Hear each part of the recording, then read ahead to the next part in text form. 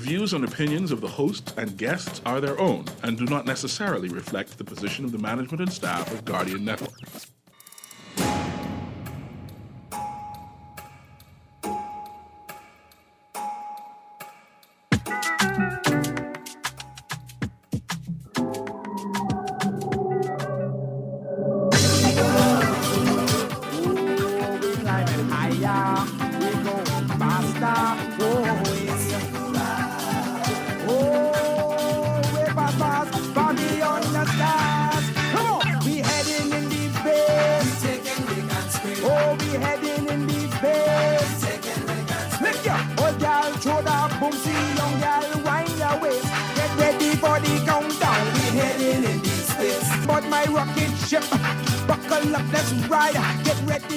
Good morning this morning and welcome back. Welcome back to Guardian Radio 96.9 FM. It is Thursday the 14th of November 2024 and you are on the clock with Erin Greene. Producer, can I beg you to come throw a Guardian inside the room with me, please? I did forget my Guardian outside. I was all reading in it. Anyway, let's get the show started because, of course, we have lots to talk about today. It's going to be another What's in the News day. Thank you so much, sir. We are talking headlines. We are talking things that have been happening. And I want to start the show by reminding those interested and involved there is an improv practice taking place tonight at the Dundas Black Box, starting at 7:30. For those who are interested in participating in the fundraising events for the Dundas Performing Arts Center. And so 7:30 tonight, the Black Box on the Dundas compound. Be there. Okay, so I had a listener who said to me, man, Erin, you know what you could use? You could use a segment called Thankful Thursdays, right? And I thought, I like that. So today, while we talk about what's in the news, I am inviting you to call in and tell us or text in and share with us what you are thankful for. Like, for instance, when I read the headline today, nearly 75% of Bahamian businesses pay bribes, or yesterday's headline, I messaged my producer right away. I say, look here, you got civil servant and you got tips on the board. When I walk into the studio, this boy was playing tips on the earlier show. I get upset. I say, thank God for KB because he have 1,017 songs in his catalog. And I like Deep Space, one of my favorite KB songs. So today I am thankful for a man named KB. He's a boatman. He's a meat man. Oh, he's all kind of man. Anyway, I got calls coming in right at the top of the show. So before we get to this headline, nearly 75% of Bahamian businesses pay bribes, let's go to the phone line. Good morning, caller. Well, good morning, Erin. I'd like to weigh in on the bribe thing, but I got to do the thankful. How you can? Let me ask you a question. How you can bribe me over the telephone? No, I said I'd like to weigh in on the bribe. I know. I know what you. Okay, I'll let you weigh in, then I'll ask my question next. But before I got to speak to the thankful on Thursday. Okay. I can still afford a hamburger, even though in some establishments they're as much as $14 to $15 for a hamburger. Mm-hmm. But I'm thankful I could afford that, even though I can't afford the steak. Mm-hmm. So let's eat some more hamburger, even though you know what that can do to us. Now, tip, as someone told me, and somebody high-ranking, by the way, tip is to ensure promptness. To ensure promptness. Mm-hmm. You got it? Okay. To ensure promptness. I got you. I can write that down. Yeah, because if you don't want promptness, you don't tip. Look at New York, right? Democrat state. And the Italian men, when you go out to dinner, here's something for you, here's something for you, here's something for you. That's like everybody serving them dinner, plus something for you who parked the car. You got to tip. If you don't tip, how are the people here going to live? Because they're only getting basic minimum wage. Okay. And I say in the Bahamas, and I'll leave you with this thought now. You ready? Yep. It won an election. No NIB on tips or overtime for the working people of this country. Now, you think that's a good campaign guarantee? No NIB on on tips tips or overtime or in this country. overtime. No tax on our people's tips or overtime. I Now, think that would be something good we could do if we run in for government, whoever you is. no NIB on tips and overtime. I putting that on the record. Thank you very much, Graham. That's an interesting policy position that should be explored, right? The pros and the cons, the whys and the why nots. Let's go to the next caller. Good morning, caller. Good morning, caller. Are you there? I am afraid you are not there, caller. Okay, so it is a thankful Thursday. The numbers to call 323-6232, 325-4316, 325-4259, and 242-300-5720. Toll free for Family Island listeners, and the text line 422-GR96. That's 422-4796. Good morning, caller. Hi, good morning, Erin. How are you doing? I'm good, thank you. How are you? I'm doing okay, thank you. And good morning to the nation. Just call to make a quick input. Okay. Someone called you just now and suggested no NIB on tips and what else? Overtime pay. And overtime pay. Yeah. But well, Erin, frankly speaking, the hotel sector in this country is where tips are really derived for its staff, right? Mm-hmm. And those tips are actually what gives the hotel employees some level of fair standard of living, right? If you minus those tips and you just went with their base salary, Mm-hmm. it's nothing, right? Mhm. Or at the ceiling of minimum wage now, right? And so it's relatively nothing. And so when you look at what NIB truly is, it's a real benefit for the minimal percentage that individuals pay out of their salary. They get a maximum benefit at the end when they retire from their employment. Mhm. When they reach the age of 60, they also get the benefits in between. If they're off the job for an extended period of time. Yeah, unemployment, various things, yes. And so that would make absolutely no good financial sense to not put NIB on persons in the hotel sector or tourism sector. In Well, the no, country. just on the tips and the overtime. It would make, because most of their salary, Erin, most of what they take home, Erin, is made up from those tips in the tourism sector. Which right? which suggests that the problem isn't how the tips are treated. The problem is that in that sector, or that stakeholders in that sector have been enabled or allowed to create a Right. payment scheme that doesn't Right. meet the national standard. And that's another conversation which I completely agree with, and that's a completely different conversation which Okay. the government, if it is wise, that's one of the ways that it could guarantee a better standard and quality of living for persons who work. And tourism still is the goose that lays the golden egg. So looking just briefly into that comment that you made, or that very good observation that you made, Erin, that's one of the ways that we should be looking forward to changing tourism and how we conduct business in our country. Thank you.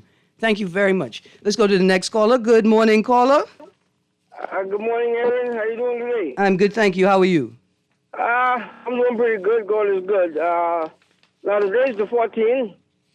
Yes. I always celebrate the late great Elijah Obed on the 14th. Okay.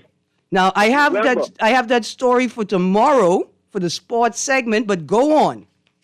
Okay, and also today is the same day that when Elijah won the world title in '75. I won the Bahamas Lightweight Championship in 98.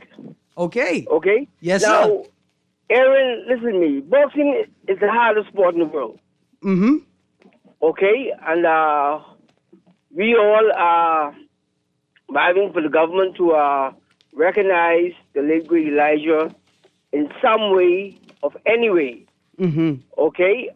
Listen to me. He was a great athlete, and everybody in this world have their faults.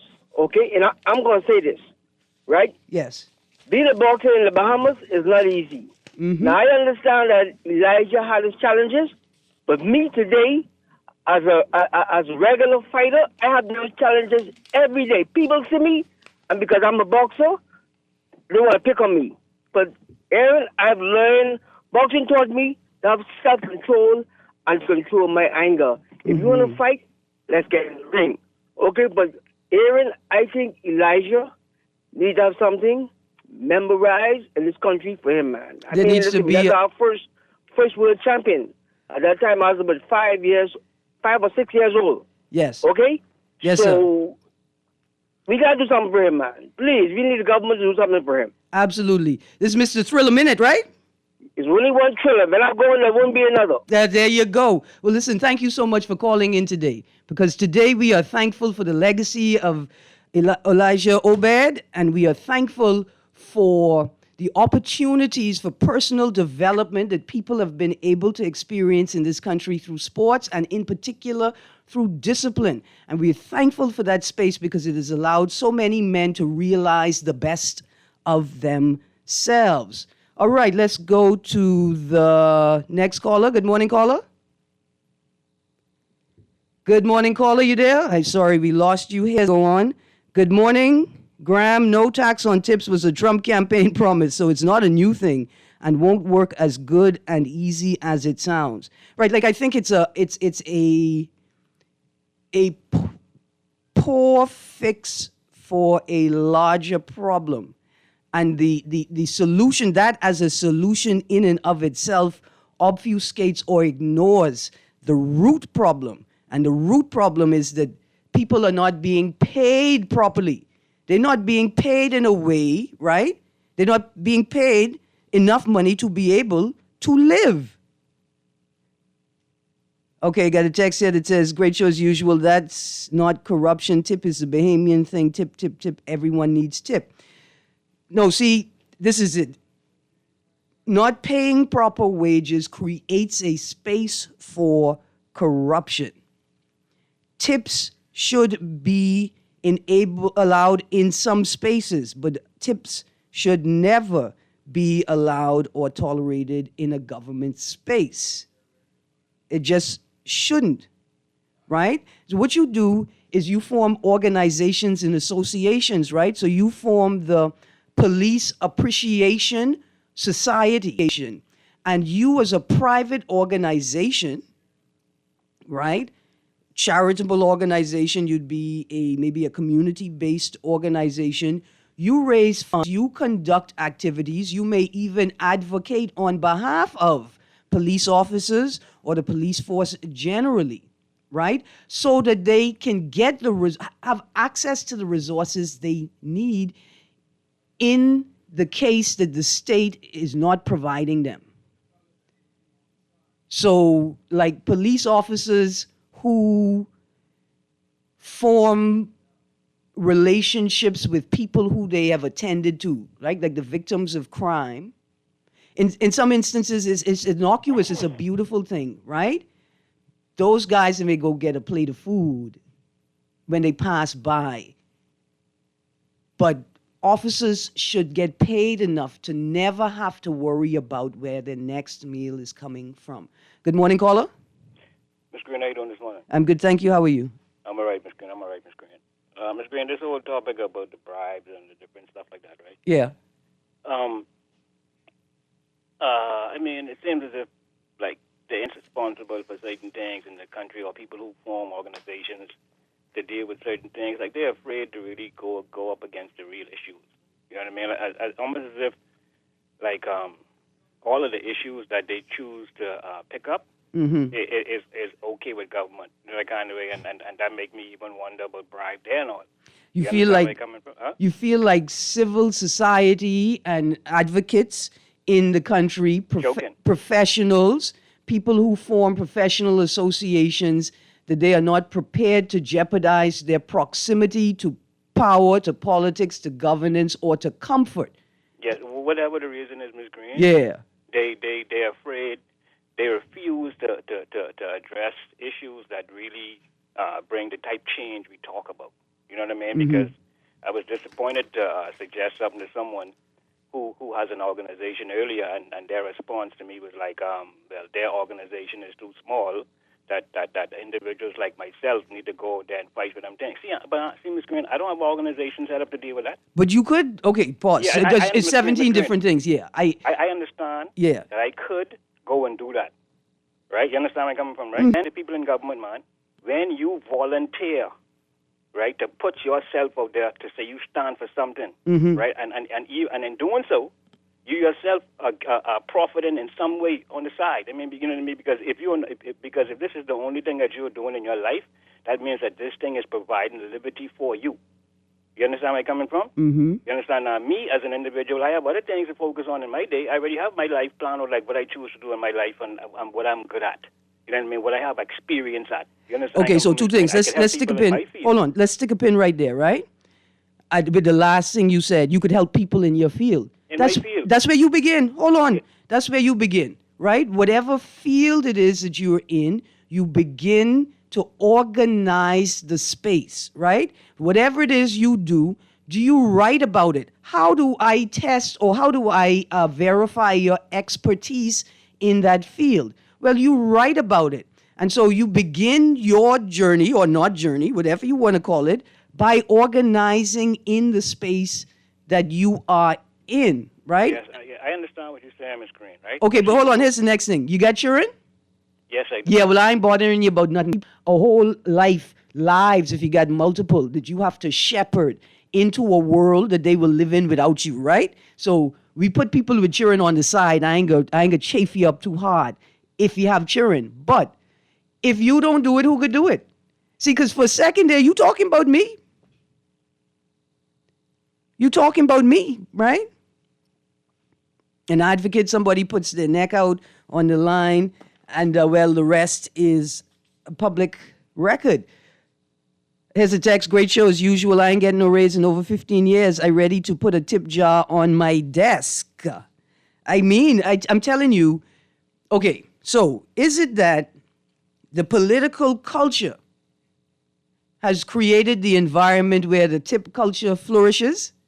Is the tip culture an integral part of the political culture? See, because when wages don't meet economic expectations, people are desperate. And it's not that their hand is out, it's just that their hand is always open because it's empty. It's not that it's out. The next thing is when systems don't work properly. You know that you have 1,000 people that need to get a particular license. 1,000 people need to get a particular license to be able to continue whatever business it is that they conduct. But you create a protocol, a system, or policy that only enables 50 people to get licensed within the time given. What do you think is going to happen? We got to go to a break. Thank you, producer. We go into a break, and when we get back from the break, I was reading the Prime Minister's address to COP29. I want to know if you read it. How many times the Prime Minister used the word transparency in this one address? When we get back from the break, you guys, stay tuned. On the clock, we'll be right back. Oh, yeah, and what you thankful for on this Thursday? Everybody want tip. If you want to get good service, you know you gotta tip. Now them hotel workers just brag about their tips. Try to take it away or touch their pay, they'll march on you quick. They spend it in Miami, trying them luggage home. When paying time, they ain't got a dime. Now customers one day, only one day tip, tip, tip. Everybody wants tip. This holiday season, give the gift that lasts a lifetime. Financial freedom with CFAL. Whether you're looking to take the stress out of holiday giving or plan for the future, CFAL has you covered. With our suite of savings products, you can start with a minimal upfront investment and low monthly contributions. Get a jump start with 2020 or give the little ones a head start with the CFAL education plan. You can also secure your own future with the CFAL Blue Marlin retirement plan. This holiday season, make your gift count with CFAL, where small savings lead to brighter futures. Visit CFAL.com today to start building wealth so you can live well. Happy holidays from all of us at CFAL.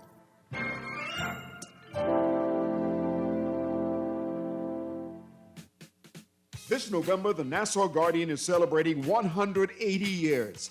And we want to thank you, our loyal readers, for helping to make this one of the oldest newspapers in the region. We want you to be a part of our Vision Challenge giveaway promotion beginning October 28th through November 22nd. All you need to do is find the hidden Nassau Guardian 180 Years logo printed every day in the Nassau Guardian newspaper, and you could win prize money. Just purchase your daily Nassau Guardian newspaper every day beginning Monday, October 28th. Find the 180th Nassau Guardian logo, cut out the page, mark the spot, write your name and phone number on that clipping, drop off your entries at our offices on Carter Street in Oakesfield, and every Friday, November 1st, November 8th, November 15th, and November 22nd, one drawing will take place. It's that simple. Hey, man. Long time. Girl, what going on? I hear women in Bahamas can't pass on citizenship to them own children. We had one jokey government halfway try to change it with a referendum in 2016, and 2 administrations since then ain't even bother. I shocked you going back to live like that. What are you supposed to do with your own children if they ain't Bahamian? Suffer. Luckily, Equality Bahamas been working on this issue, and I hear they ramping up for a full campaign. Good. Y'all need action. Them all issues that the rest of the region done deal with a long time. You right. We gotta get it together. Let me go online right now and tell my people share tiny.cc/nationality. We need the same rights as men to pass on citizenship to our children. Yeah, get on our level. Just sign in and have a seat, please. They'll call you in for your x-ray shortly. That's why they call it a waiting room. You won't have that problem at 4th Terrace Diagnostic Center or Imaging at Grosvenor. We never schedule multiple appointments, so you'll be in and out in no time. And if your initial screening reveals a concern, our radiologist can conduct an alternative screening right then and there. Call 328-8157 to schedule an appointment at 4th Terrace Diagnostic Center or Imaging at Grosvenor today. Love the show? Want to give your support? Become a sponsor today. Call 302-2300 for our rates and packages. That's 302-2300. Become a sponsor on Guardian Radio 96.9 FM. Fresh news, smart talk, all day.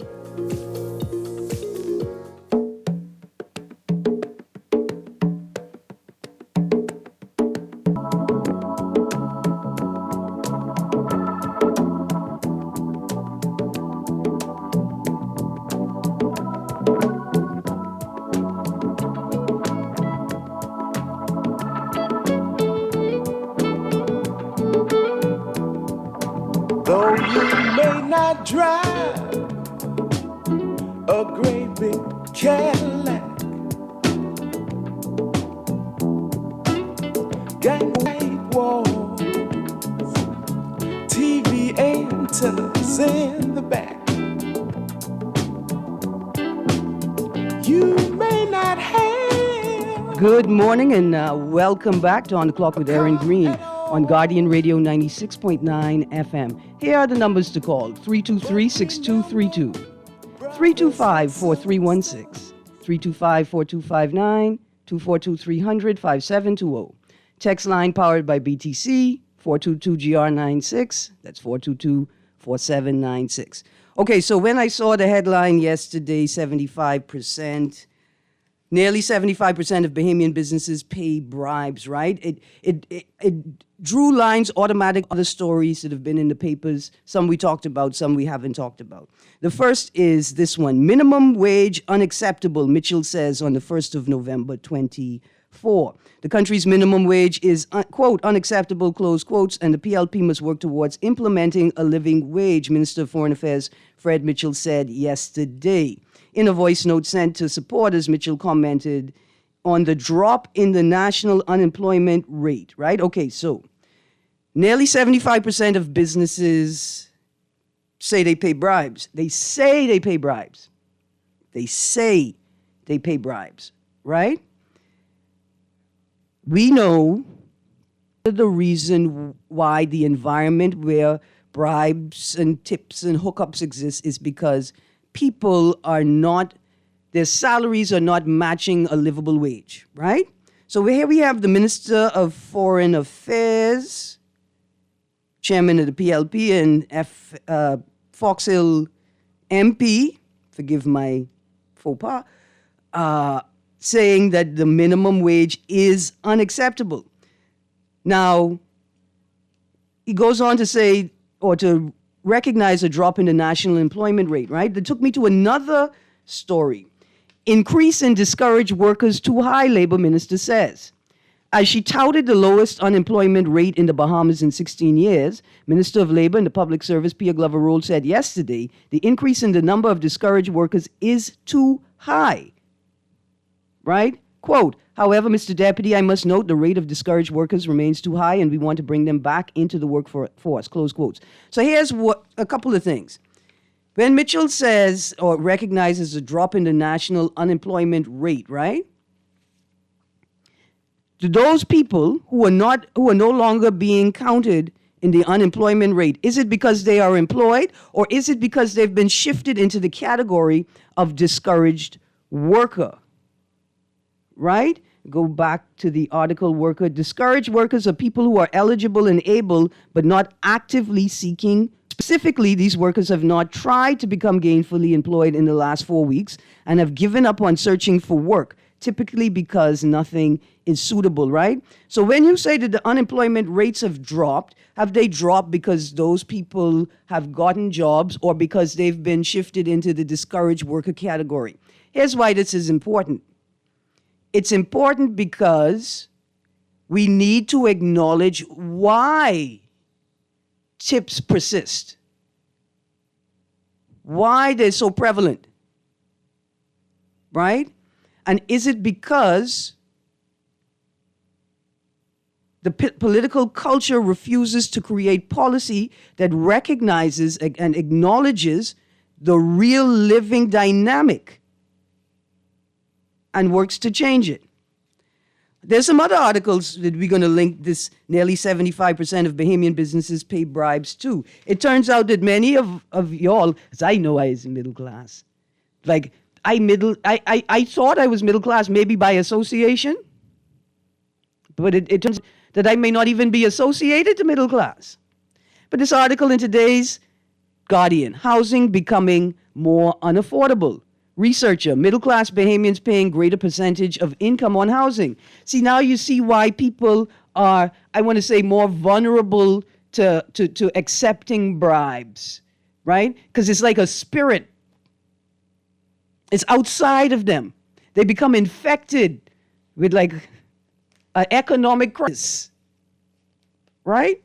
The findings of a recently published study on how much it costs to be middle class in the Bahamas suggests that housing is becoming unaffordable for the middle class on New Providence, according to policy fellow at the University of the Bahamas, Leslie Archer, who authored the report. See, she says that it's becoming unaffordable for the middle class. There are many people who it has been unaffordable, you thought, but you not in the middle class.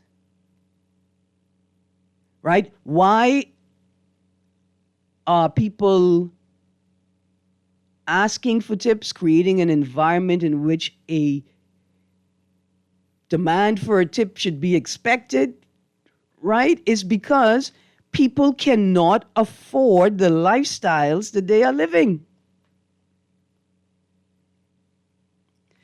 I'm not sure if we have enough time to get into the cost of living articles. I do have them here with me, right? But the minimum wage is absolutely unacceptable. We are nowhere close to a living wage or a livable wage. Things are just getting higher. And we have spent, it's 2024, that means 1984 was 40 years ago. So let's take it back to 74. For 50 years, we've spent 50 years spending money that's intended for collective national development on personal disposable experiences. And Cecil talks about middle-class trinkets, right? We don't understand what a middle class is Because middle class is not just about how much you earn, it's about the value of what you earn. Does it mean anything, right? And so what does your salary mean in a town where, for what is supposed to be like a premier health facility, you need a couple grand just for them to say good morning? And that's an economic critique. It's not a critique of the actual service that you get, right? You thought you were middle class, but your money can't save your life. And so middle class is not just about how much you earn, but what it can be spent on. Also, I realized driving to work this morning that y'all drive like y'all don't even know what an economy is or how it works. Y'all drive as if nobody has, in fact, we drive, but the collective of us drive as if we don't have to go to work. See, while we've been sitting here arguing about whether we're middle class or not, we need to determine how many people think that they upper class. That they don't have to work at all. I got a couple of texts coming in. It says, we are the working poor.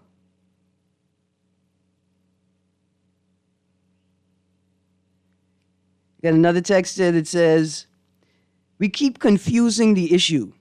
The issue is a high cost of living crisis, not low wages. We keep framing the narrative around fair wages in a way that ignores the impact of the high cost of living on business operating costs, as if employers don't also pay for electricity and other utilities. It is the government's responsibility to create an environment in which employers and the public at large can thrive with an acceptable cost of living. It is not the responsibility of employers to operate as an outsourced social services mechanism when government fails in this regard. That's a very, thank you, Texter. Absolutely. It's sound, reasonable. I don't have to agree with it, but it's a very sound, reasonable argument. I want to stick a pin and say, do you remember that in the formation of the VAT policy, that an organization was formed? It's called the Chamber of Commerce and the Employers Federation, where businesses and employers organized themselves, nothing wrong with that, to ensure that they were not left disadvantaged in the larger scheme of things in the face of this VAT policy. See, employers created a special interest group to create or maintain a special interest relationship between employers and the government, right? Now, employees didn't do that. They thought they could rely on their unions.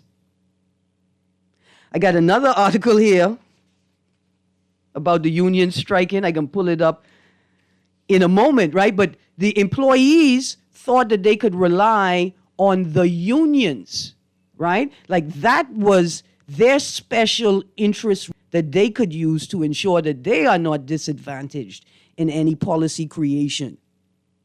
We see what happened there with the MOU. Like I tell you, I got the article sitting somewhere in front of me. I got to pull it up. It is the strike article that was in this week's papers, right? So,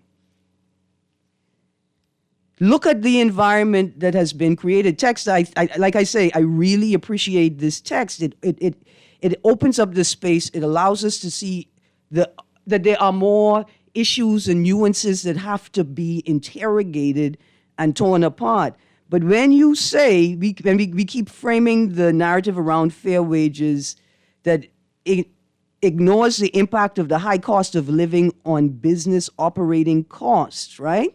First of all, it's not intended to disadvantage the business community. But I'm saying The business community has organized itself to protect its interests. And at this point, the wider public is very concerned. Businesses see their consumers, their customers, their clients as valuable relationships in the same way as they view their relationship with the government. Anyway, that music means it's time to go to a break. When we get back from the break, I'm going to find that article. Oh my, look at the people who thought that the unions were going to be their tool to protect them. Anyway, you're on the clock with Erin Greene. When we get back from the break, call back. Tell me what you're thankful for on this Thankful Thursday. Remember, brothers and sisters, you can still. It turns out that there's more than one special gift to give that special someone this Christmas. Consumers are searching for the perfect presents and the right prices, so what better way than to place your products or services in the Nassau Guardian's Holiday Gift Guide? This year's Christmas shoppers will be sure to find that special something for everyone on their list. For an all-inclusive price, you can have your ads published twice in December in the Nassau Guardian's Holiday Gift Guide, in addition to 10, 15, and 30-second commercials, and not to mention a web ad on the Nassau Guardian's website. Advertising deadline is November 29th, remember. For more information, contact your sales agents or call the Nassau Guardian Advertising Department at 302-2300. That's 302-2300 and ask about Guide Media Bundle. You won't want to miss this opportunity. Ring in those holiday profits by placing an ad in the Nassau Guardian Holiday Gift Guide. 1 in every 4 Bahamians face some level of food insecurity. AML Foods remains committed to helping. And this year, through our Feed 5000 program, we'll donate $30,000 to provide holiday meals to families in need. But we need your help. From November 4th to December 18th, show your support and donate at the register at Solomon's, Cost Right, Fresh Market, Exuma Markets, or Domino's Pizza in Nassau, Grand Bahama, or Exuma. Together, let's put an end to hunger. Hey, man, long time. Girl, what going on? I hear women in Bahamas can't pass on citizenship to them own children. We had one jokey government halfway try to change it with a referendum in 2016, and 2 administrations since then ain't even bother. I shocked you going back to live like that. What are you supposed to do with your own children if they ain't Bahamian? Suffer. Luckily, Equality Bahamas been working on this issue, and I hear they ramping up for a full campaign. Y'all need action. The Bahamas like to play top class, but have all these old issues that the rest of the region done deal with a long time. You right, we gotta get it together. Let me go online right now and tell my people share tiny.cc/nationality. We need the same rights as men to pass on citizenship to our children. Yeah, get on our level. You give your client the best material at the best prices, and you need to put food on the table. Well, check out these prices at Pinder Enterprises. 5/8 pressure-treated roofing ply starting at $36.68, includes VAT. By the way, all these prices include VAT. Great Select Water Shield, $134.20 a roll. Felt, £15, $16.50, £30, $19.80. Owens Corning Duration Shingles and Certainty Landmark Shingles, $56.56 a bundle. Gallon Roof Cement, $33.47. When it comes to screwing and nailing, Pinder got you covered. He got every nail and screw you could possibly need. Civil servants, let's go! Hey! Oh yes, this one's for you. Come on.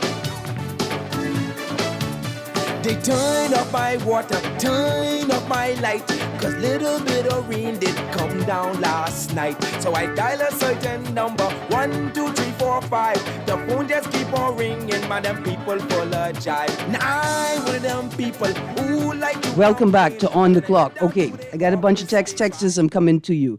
But have you picked up today's Nassau Guardian so that you could take a look at the blast from the past? The 2 pages in today's paper are from Tuesday, June 7th, 1955. Here's a headline. Scientists investigate ocean's floor for data on origin. And I'm going to read from it. And a team of Columbus University geologists are in the islands now investigating the relationship of the 2 areas. That's the Blake Plateau, which stretches some 1,000 miles north of the Bahamas chain to Cape Hatteras, right?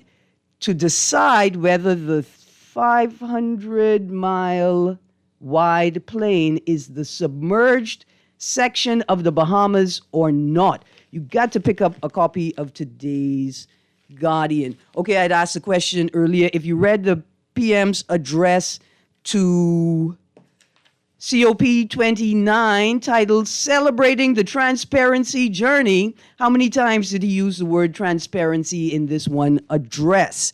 Okay, I'm going to go to the text line. The text says, we often think of people taking tips as the struggling lower class, but another very, very common practice in this country is for persons having fancy homes, driving very nice cars, and with authorization power in large organizations to direct lucrative contracts to companies they either own or have a beneficial interest in. This is blatantly unethical and is a very, very common hike as, quote, knowing how to play the game. Yes, proximity,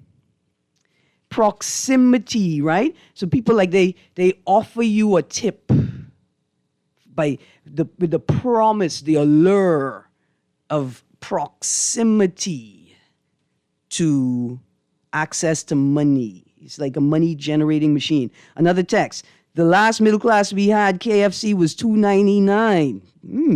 Oh, well, see, we talk about middle class. I remember when City Market, right? I used to do the shopping. City Market carried generic brands of all the name brand products. So I could be eating like honey brown grams as opposed to golden grams, right? But virtually the same quality product. Now, you can't do that at all. Here we go. Good morning, Erin. What I'm most thankful for today is while I'm in the working poor, is having somewhere to go every day to work and provide for my family. And through faith, one day it will get better. Why, thank you, caller. Thank you very much, right? Thankful to have access to the means to support me. Another text. Good morning, Erin. I'm thankful, this text says, I'm thankful for Amazon, for Brave, for Chester, for DHL. Why you wait so long to send that texter? Because I have some notes, but we're not getting into that today. Although I would love to explore that space, right? Especially after seeing the state by Mr. Roll, I think who's in charge of Consumer Protection Unit, or one of the agencies associated. Because I want to explore, let's be, for Thankful Thursday, explore ways that people can sustain themselves through this industry shift or potential industry shift. Here's a text. I hope we are able to applaud these students and educators. Let's highlight the positives when we find them, because Lord knows it's a lot of negatives getting first page in these times. Thank you. Celebrating young people. It was really a nice opportunity to sit in with students from Genesis Academy. I think that's it. This week, it was a wonderful opportunity. Okay, so here is the article I was looking for in the break. Unions set to meet on strike strategy. Trade unions are due to meet this Saturday. Now, this article is 11th of November, so that's this Saturday, to determine their strike strategy, with one labor leader describing industrial relations as, quote, very, very fragile, close quotes. As he warned, quote, enough is enough, close quotes. Obie Ferguson, KC, the Trades Union Congress TUC president, told Tribune Business the umbrella body and its individual affiliates will gather at Trinity Hall in Stapleton Gardens next Saturday between 8 a.m. and 4 p.m. for a conclave to decide, quote, the precise time when these strikes are to take effect, close quotes. The precise time the strikes were supposed to take effect was October. Was it in October? No, that's too late. It was in 2021 before the snap election. That's when y'all should have struck. Sense? Some of us are very, very concerned. It's as if y'all didn't know this moment was going to come. We knew it was. As he voiced displeasure with unresolved grievances involving multiple unions and the government, also expressing unhappiness that several key terms from the Memorandum of Understanding signed between the PLP and two major umbrella union bodies prior to the September 2021 general election remained unfulfilled. So, no, businesses should not be the Department of Social Services for their employees. But if businesses cannot pay their employees a livable wage, then you should not be in business. Because what you're running is like a slave machine, like a plantation, where you expect people to just work because they're desperate. And I mean, the traditional plantation, you're desperate to not be killed by the slave master, or for your family members to not be punished or killed by the slave master. But in this modern time, if you cannot pay your staff a decent salary, then you should not have a business. If you cannot train your staff so that they understand the pace at which they need to work, the pace at which business needs to, like the volume of business that needs to be conducted, or customers that need to pass through your business with sales every day, right? If they don't understand the pace at which they need to work, if you don't understand the conditions that they live in, which dictates how they get to work, then you don't deserve to have a business. Because people are not tools for you to make money from. Also, government, people are not tools for you to make money from. Here we go. Happy day, Erin. Do you know how the proposal government grant for Airbnb is coming along? I applied, got a file number, but nothing else seems to be happening.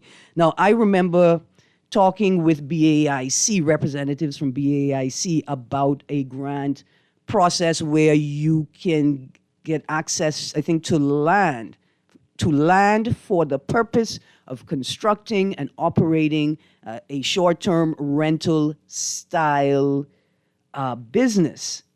But I have no idea. What I do know is that the people say BAIC ain't got no feed, and they may not be paying their staff according to the contractually agreed time. Somebody say, great show as usual. I still rather Aunt Jemima than Pearl Pan mix. Texter, why you wait so long to send me this text? Because see, when the Prime Minister was being flippant and talking about your living, your cost of living is a matter of choice, right? To some extent, you are responsible for yourself and your psychological health. And a part of that is understanding when you need to adapt and adopt new practices. So the money shrink, it may have nothing to do with you. You're working just as hard or even harder, but inflation, bad government economic policies, a lack of economic regulations results in you working even harder and being able to afford your own. But you are responsible for moderating your behavior, moderating your thoughts, adapting and adopting new social, personal, and economic strategies. You're going to have to figure out what to do. You cannot operate like the government because you are not the government. And it's not sufficient to say, well, my MP around here is spending money like no, and it's the taxpayers' money, so if I want to go out and eat steak, I can go out and eat steak. But don't forget, you are responsible for health insurance for your children. You are responsible for insurance for your car, so in case there's an accident and the other person ain't got insurance, at least you can take care of the needs of yourself and your children and possibly replace your car. There is an element of personal responsibility, and it is perhaps the biggest element. See, the texters say, I still rather Aunt Jemima than Aunt Pearl pancake mix. It's the same company, eh? And if it's not, it's just a difference in brand. The merchant class and the political class have created an environment in which we enjoying it. I ain't rowing them because y'all enjoying it. Where we are not making the best, the healthiest economic decisions for ourselves. So, producer, as we go, I'm going to continue reading from this article. But before I read from Housing Becoming More Unaffordable, y'all really need to check out the Prime Minister's address. It is on the Office of the Prime Minister's website in the press room section. It was posted, I think, the day before yesterday there, maybe. I pulled this also from ZNS's website. Celebrating the transparency journey. In our moment of great uncertainty, a time when we look around and wonder where some of our friends will stand, we're witnessing our world send us an unmistakable message. This year and last year, we've recorded the hottest temperature in history. I just want to say, I think the Prime Minister used the word transparency 24 times, not including the title of the speech. I just want somebody to ask the Prime Minister exactly what is the transparency journey. What part of this journey has been transparent, sir? From day number 2, when you had a swearing-in ceremony for yourself and the Deputy Prime Minister and only invited some of the media. I'm not saying it was a secret swearing-in, right? But I'm saying that the protocol for swearing-in said that it wasn't unreasonable for people to call it a secret swearing-in. And I may call it that for the rest of this administration, you know. Because how y'all just going to swear? Anyway, celebrating the journey of transparency or the transparency journey. I don't know. Housing becoming more unaffordable. Y'all pick up today's Guardian. Keep in touch with what the policymakers are saying. Keep in touch with what the stakeholders are saying. Keep in touch with what Bahamians are saying. One last text said, yeah, Aunt Pia and Aunt Jemima, same thing. Nestle and Pure Life, same thing. Hi, Erin. How about adding a segment to your Thankful Thursdays for people you've lost contact with but want to give thanks to? For instance, I had a teacher at Hawksbill High School named Betty Bain who truly believed in me, even when I couldn't see my own potential. Another example is my classmate Glenda Miller, who brought a peanut butter sandwich to school every day and shared it with me, even though I never asked. She had no idea that many days I came to school hungry. I've spent over 30 years looking for her just to say thank you. I've gone on to be successful and make it a point to pay it forward. But I want to express my gratitude to her specifically, especially since my teacher has since passed away. Hey, thank you, Texter. I can do that. That's what we're going to do. We're going to add that segment. You guys stay tuned. Guardian Radio AM with C.A. Nuri is up next. Turn the power, send the water, send the water, send the water, send the water. This is Guardian Radio, 96.9 FM, Nassau, Bahamas.